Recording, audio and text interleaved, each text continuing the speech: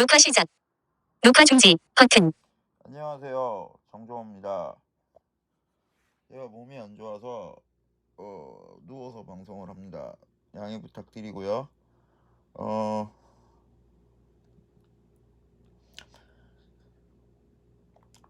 한양사이버대학교를 지금 다니고 있는데요. 재작년까지는 오프닝 체육대회를 했는데 작년부터 코로나로 인해서 작년에 안 했고 올해 1회로 페스토포발이라는 체육대회를 올해는 비대면 방식으로 해서요. 개인 생활로 해가지고 유도를 닭다리하고 한팔 업어치기 해가지고 예치기 자세 설명하면서 보여드리고, 그 다음에 자연습이라는 시합을 두 가지 기술을 해서 접목하는 걸 보여드리는 영상을 2분 30초 좀 안 되게 했는데 이번에 3등이 됐고요. 그래가지고 기분 좋아서 나왔고, 그 다음에 이제 유튜브를 지금 어떻게 운영할까 지금 계속 고민 중에 있습니다. 왜냐면 지금 시스템이 계속 문제가 생겨가지고 애를 먹고 있는 중이라서 이게 어느 정도 돼야 되는데, 두 개의 폰을 연동해서 쓰고 있었는데 한 개의 폰에서는 또 프리미엄이 풀렸어요. 왜 풀렸는지.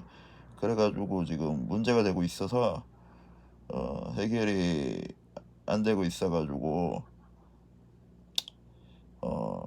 지금 어떻게 해야 되는지 고민하고 있다가 오늘 기분 좋아서 나왔습니다. 노무현 전 대통령 12주기 기념사를 하고 있더라고요. 원래는 지금 자정 지났으니까 오늘인데 어제부터 하고 있더라고요. 그래서 뭐 방송에서는 현장 녹화도 하고 그러는 거더라고. 되게 부럽더라고요. 어느 방송 누구라고는 밝히지 않겠습니다. 왜냐면 아실 분들은 다 아실 거고, 홍보하는 효과가 있을 수 있어서 저는 홍보하고 싶은 마음은 없고요.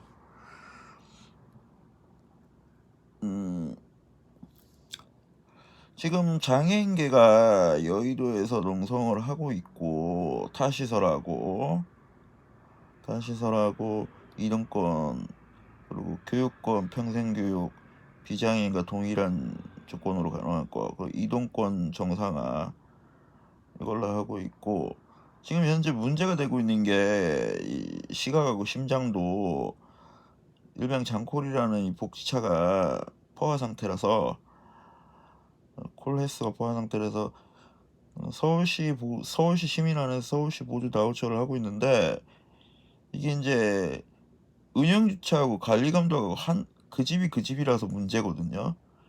그러다 보니까 콜을 무조건 접수해야 되는데, 하나는 건 뭐냐면 차가 앞에 있는데도 콜이 없다고 나오는 경우도 있고, 어떤 경우는 계속 콜이 안 잡힌다는 거예요. 센터 차가 없어서. 근데 차는 내 앞에 있거든요. 그런 경우가 대반인데, 지금은 이게 이제 네디를 안 쓰고 어플로 쓰는 기사님들은 네디를 못 잡는데요. 그러다 보니까 어플에 안 뜨면 잡지가 않아요. 근데 이게 이제 A차한테 안 뜨고 B차한테 뜨는 경우도 있었는데, 지금은 A차, B차 관계없이 콜을 내렸는데도 차가 있는데도 콜센터는 없다고 나온다는 거예요. 근데 그렇다고 해서 그 차를 승차하고 가가지고 카드 결제를 하면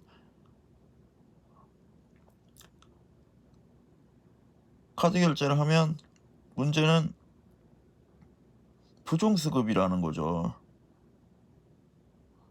그래가지고 한 달 경고도 때리고 뭐 지적도 하고 뭐 봐주니 안 봐주니 자기들이 뭐 갑질을 하는 것처럼, 자기들이 뭔가 되는 것처럼 본인들도 똑같은 당사자면서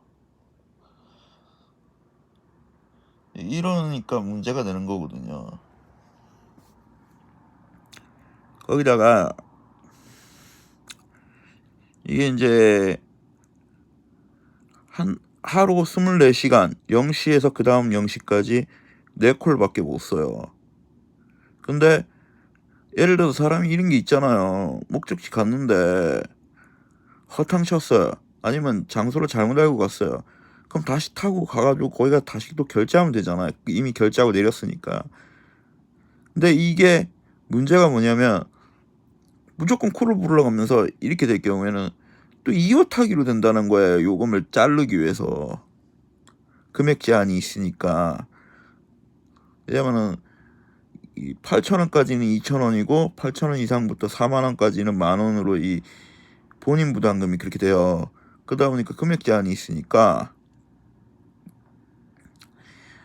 금액이 오버되면은 메타 금액이 오버되면은 그 할인 금액 이상 금액을 나머지는 다 부담해야 되니까 그거 부담하기 싫어서 잘라가지고 이어 타기 했다는 걸로 또 모해를 보는 거예요. 전선상에 그렇게 보일 수밖에 없는 시간 간격이면. 그러면은 무조건 내리면 30분 뒤에.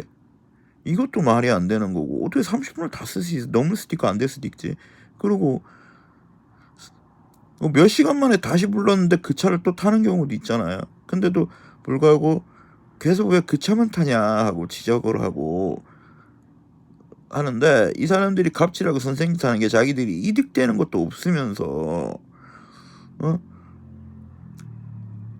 좀 적당히 넘어가면 되는데 그러진 않는 거예요. 그러니까 이게 문제인 거죠. 뭐라도 되는 것처럼.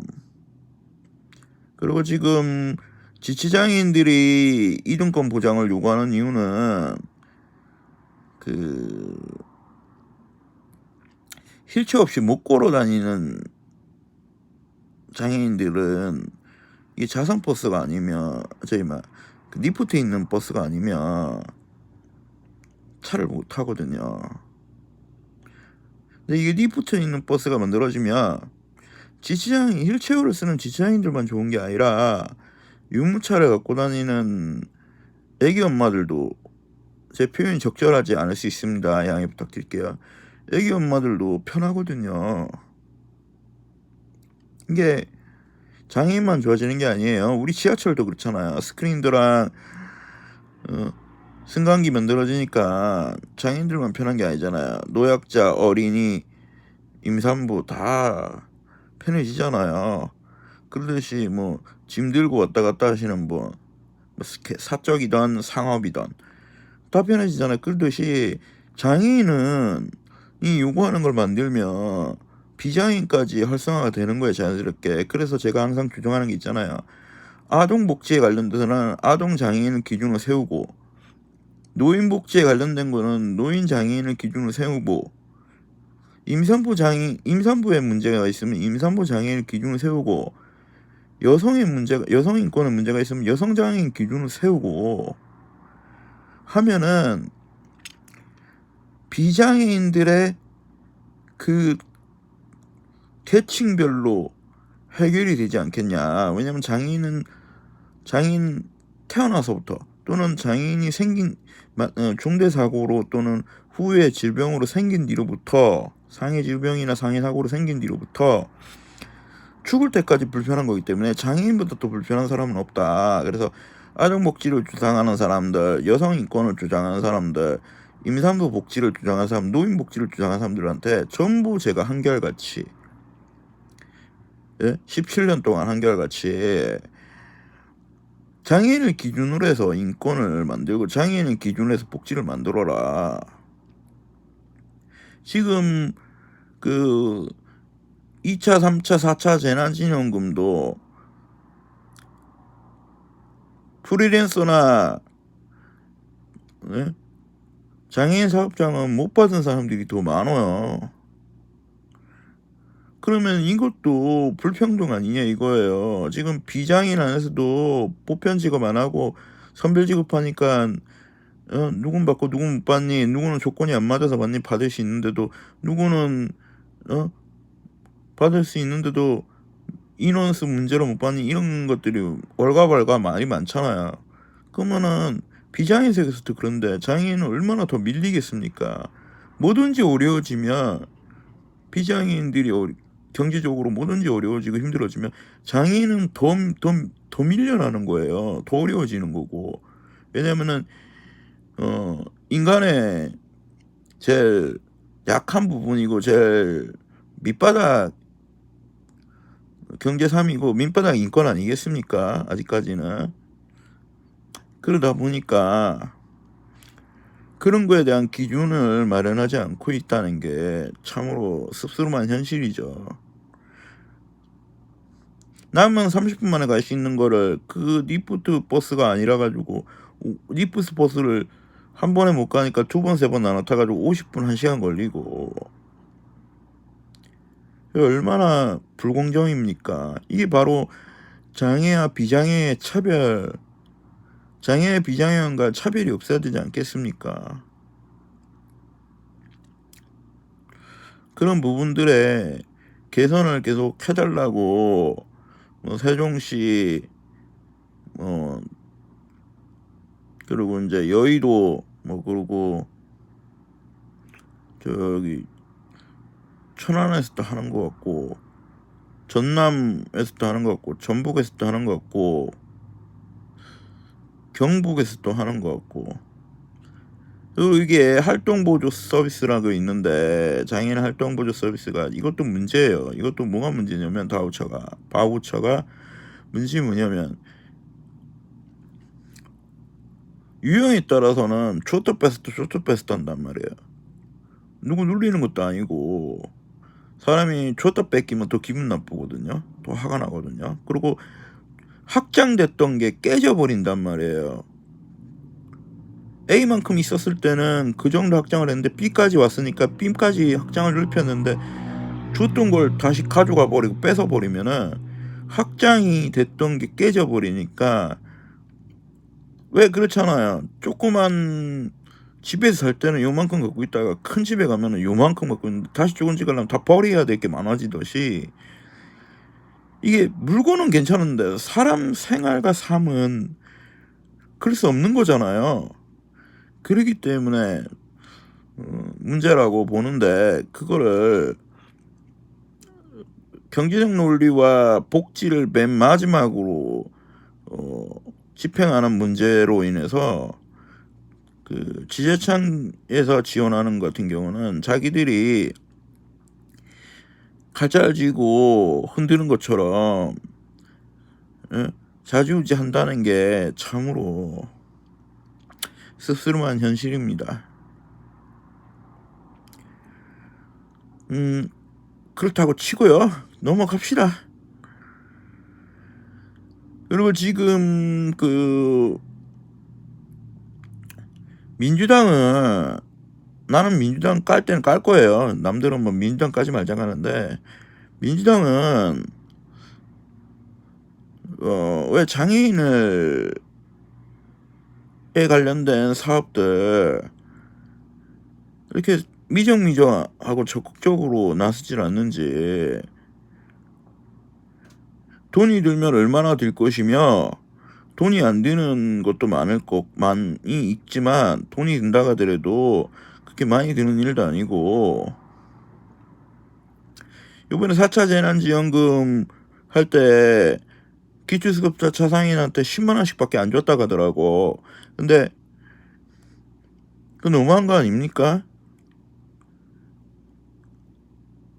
4차 재난금 선별로 받는 사람들은 최하 100만 원에서 500만 원까지 왔는데 기초수급자하고 차상위계층 장애인이건 아니건 관계없이 그 10만 원 주고 그러고선 그것도 한시로 주는 거 50만 원인가? 그거는 생계지원금 받는 사람 또 못 받는데요. 이게 왜 못 받는지 이해가 안 가는 게 중북이라서 못 받는다는데 좀 주면 안 됩니까? 어차피 매달 받는 것도 아니고 그거 한 번인데 왜 이렇게 이 사회적 약자들한테는 공식하고 이 표현이 적절한지 모르겠는데 짠돌이 수법을 쓰는지. 기재부뿐만이 아니라 문재인 정부에서도 그렇고 민주당에서도 그렇고 뭐 국진당은 말할 것도 없고.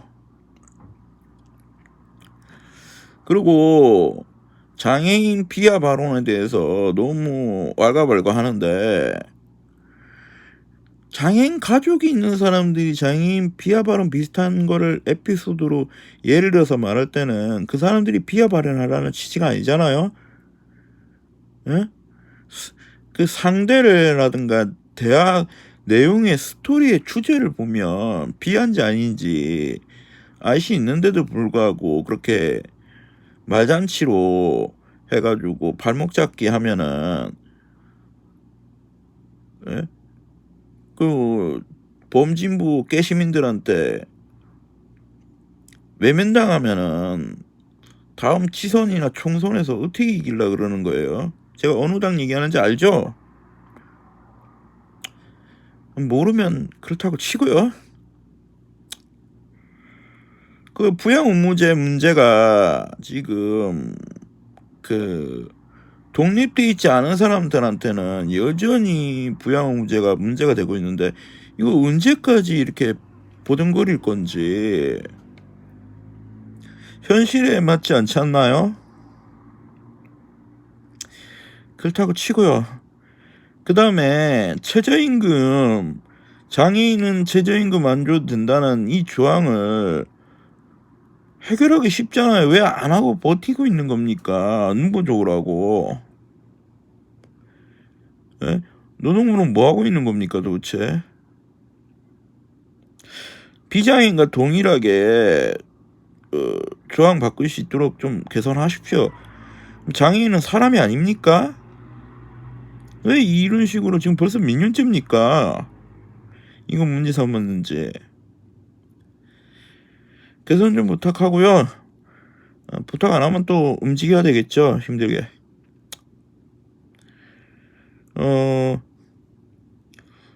어쨌든 오늘은 요 정도로 하고 들어가겠습니다.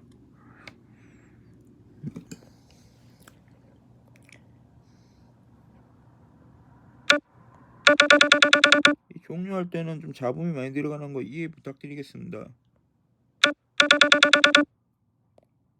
뒤로 버튼. 카메라 선택기. 전면 버튼. 녹화 중지 버튼.